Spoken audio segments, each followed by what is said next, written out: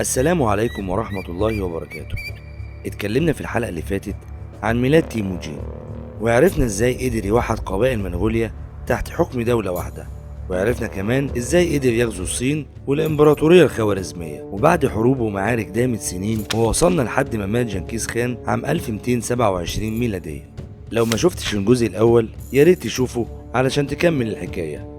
واحب افكرك لو اول مرة تشوفنا ما تنساش تعمل سبسكرايب وتفعل الجرس علشان توصلك فيديوهاتنا اول باول. اهلا بيكو، انا احمد حسن ودي قناة معلومة على الماشي.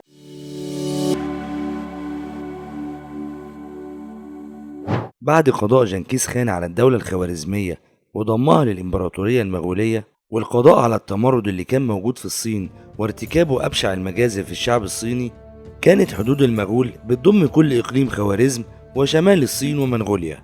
لما مات جنكيز خان كل الملوك والحكام في الوقت ده احتفلوا وكانوا فاكرين إنهم خلاص خلصوا من شر السفاح المغولي، ومن الطبيعي إنهم بدأوا يحاولوا يستردوا الأراضي اللي ضمها جنكيز خان، لكنهم هيتفاجئوا بإن جنكيز خان كان سايب وراه أبنائه وأحفاده واللي هيدمروا ويخربوا في البلاد ويقتلوا ناس أكتر من اللي جنكيز خان نفسه قتلهم.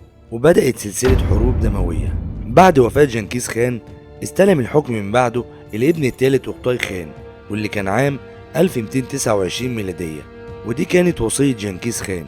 بعد تولي أوقتاي الحكم وكعادة المغول وزي ما كان بيعمل أبوه كان بيحاول يتوسع ويحكم قبضته على كل الإمبراطورية ويستعيد الأراضي كلها. وبمجرد اعتلاء أوقتاي الحكم وتقديم قادة الجيش مراسم الولاء والطاعة للخان الجديد، أرسل جنوده لأوروبا والصين واستكمل فتوحات الشرق. في أوروبا شكل تحالف مع قبائل البشقير واستطاع ضم بلاد البلغار. أما في الشرق استطاع القضاء على ما تبقى من سلالة شيا الشرقية والتتار البحريون بعد معارك وحروب دموية، واللي أظهر فيها قادة المغول براعة وشجاعة ما حصلتش. أما سلالة جين واللي قدروا يهزموا فرقة عسكرية مغولية وقتلوا القائد المغولي واللي كان متعين على المنطقة من جنكيز خان، وكمان قتلوا المبعوث المغولي عام 1232.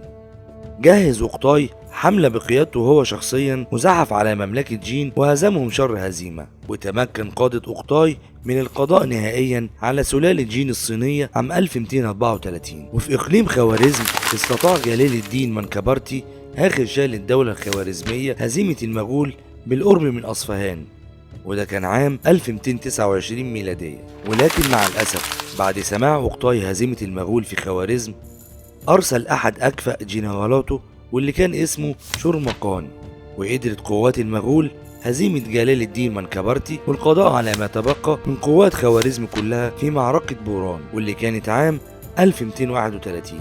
وبموت السلطان منكبرتي أصبحت خوارزم كلها خاضعة تحت سيطرة المغول وأوقتاي خان. في عهد أوقتاي خان وبالتحديد عام 1238 وصلت الإمبراطورية المغولية ذروة الازدهار والقوة. قام أوقتاي ببناء عاصمة جديدة للإمبراطورية واللي سماها قراقرام، وقام بعمل مجالس استشارية ومجالس تحكيم لتنظيم شؤون الدولة، واللي كان بيتبع سياسة أبوه في المساواة حسب الكفاءة. عين كمان قضاة ومسؤولين عن المجالس من كل الأديان والعرقيات.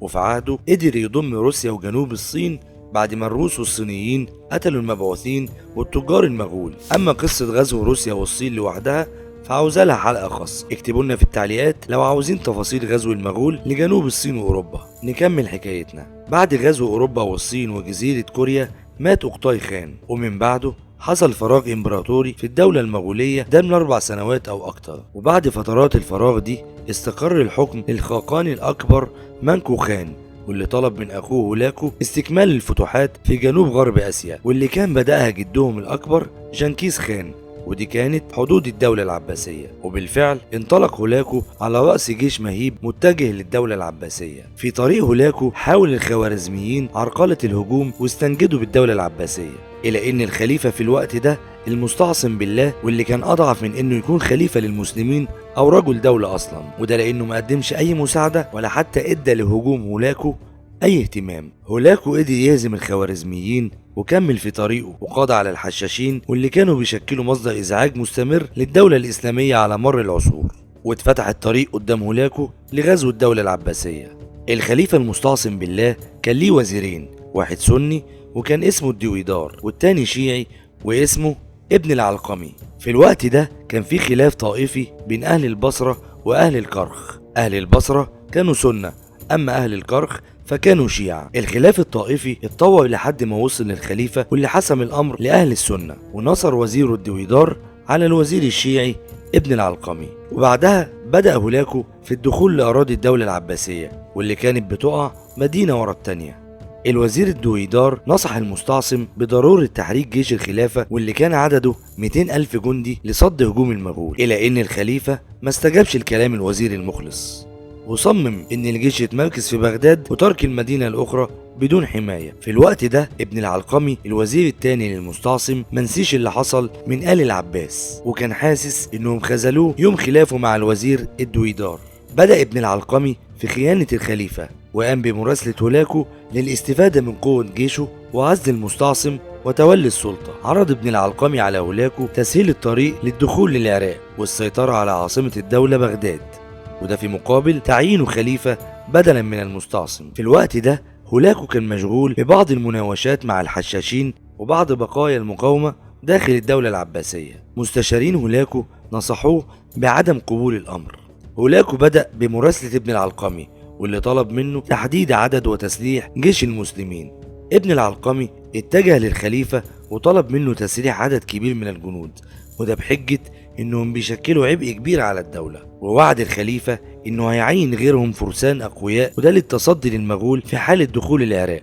وللأسف وافق المستعصم، وفعلا بدأ ابن العلقمي في تسريح الجنود لحد ما وصل عدد الجيش ل20 ألف بس، بعد ما كان 200 ألف جندي. حاول الوزير دويدار يقنع الخليفة بعدم تسريح جندي واحد والبقاء على قوة الجيش والخروج لمواجهة المغول خارج بغداد، إلا أن المستعصم كان مطمن للوضع ورفض عدم تسريح الجنود. وللأسف دخل هولاكو العراق وبدأ في إسقاط المدن واحدة تلو الأخرى، وقدر يجتاز كل نقاط المقاومة. في الوقت ده المدن والقرى كانوا بيبعتوا لمقر الحكم رسائل استغاثة، لكن الوزير الأول للدولة ابن العلقمي كان بيخفي كل رسائل دي عن الخليفة وقادة جيش المسلمين. وصل هولاكو لأسوار مدينة بغداد وبدأ في حصار المدينة من كل الجوانب.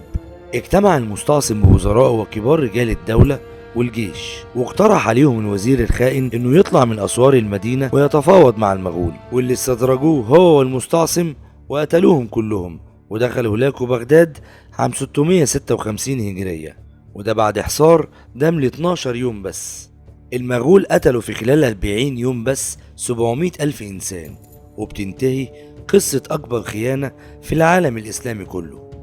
قصة ابن العلقمي بيختلف عليها كتير من المؤرخين، الغالبية بيأكد خيانة الشيعة للدولة الإسلامية، وفي عدد كبير بيقول إن ابن العلقمي كان بينصح الخليفة، ولكن الخليفة المستهتر ما كانش بياخد بالنصيحة. وبدأ المغول في ممارسة الإبادة الجماعية كعادتهم دايما، وحرقوا البلد بما فيها دار الحكمة اللي هي مكتبة بغداد، لدرجة إنهم عملوا من المخططات والكتب العلمية جسر على نهر دجلة عشان يعبروا من عليه. بعض المؤرخين ذكر إن مياه النهر اتحولت للون الأسود من حبر الكتب والمخطوطات اللي رماها المغول في النهر، وبعضهم قال إن مياه النهر اتحولت للون الأحمر، وده من كثرة دماء المسلمين. بعد سقوط بغداد واللي دامت لأكثر من 500 سنة عاصمة للمسلمين، تبقى من الدولة الإسلامية عدة انفصالات وبقايا، وللأسف ما أصبحش في إيد المسلمين في الوقت ده إلا الدعاء على منابر المساجد. وكمل المغول طريقهم لباقي الدولة الإسلامية في الشام والأناضول، وهيبدأ المغول للزحف في اتجاه الشام ومصر بعد السيطرة على مدن كتير في الأناضول. وهنا هتبدأ حكاية الحلقة الجاية من الجزء الثالث، واللي هيكون الأخير لموضوعنا عن المغول، وهنحكي فيه بالتفصيل عن دخول المغول للشام وتبدأ دولة المماليك في مصر في إيقاف الزحف في المعركة الشهيرة لسيف الدين قطز، معركة عين جالوت. ولو الفيديو عجبكم ما تنسوش اللايك والشير، ولو انتوا أول مرة تشوفونا اعملوا سبسكرايب وفعلوا الجرس علشان توصلكم فيديوهاتنا أول بأول، واشوفكم الحلقة الجاية. سلام.